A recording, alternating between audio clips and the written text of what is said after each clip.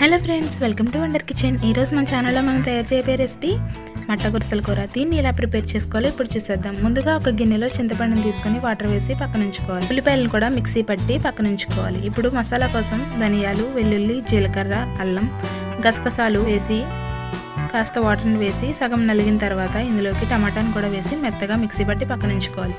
ఇప్పుడు ఇంకో గిన్నెలోకి చేప ముక్కలను తీసుకొని అందులోనే పచ్చిమిర్చి, మిక్సీ పట్టిన ఉల్లిపాయ, పసుపు, స్పైసీనెస్ తగ్గట్టు కారం, టేస్ట్కి సరిపడా ఉప్పు, ముందుగా మిక్సీ పట్టిన మసాలా పేస్ట్, కాస్త ఆయిల్ వేసి బాగా మిక్స్ చేసుకోవాలి. ఇదంతా బాగా కలిసాక ముందుగా నానబెట్టిన చింతపండు పులుసును కూడా వేసి క్వాంటిటీ తగ్గట్టు వాటర్ని వేసి ఇప్పుడు గ్యాస్ ఆన్ చేసి ఈ గిన్నె గ్యాస్ పైన పెట్టి మూత పెట్టి కూర దగ్గరికి అయ్యేంత వరకు ఉడికించుకోవాలి. కూర దగ్గరికి అయిన తర్వాత ఇందులోకి కాస్త కొత్తిమీర వేసి సర్వింగ్ బౌల్లోకి తీసుకుంటే మట్ట గురసల కూర రెడీ. చాలా టేస్టీగా ఉంది. ఒకసారి మీరు కూడా ట్రై చేయండి. ఎలా కుదిరిందో మాతో కామెంట్లో షేర్ చేసుకోండి. మన ఛానల్ని అయితే ఫస్ట్ సబ్స్క్రైబ్ చేసుకోండి. నెక్స్ట్ వీడియో కలుసుకుందాం. అంటే బాయ్.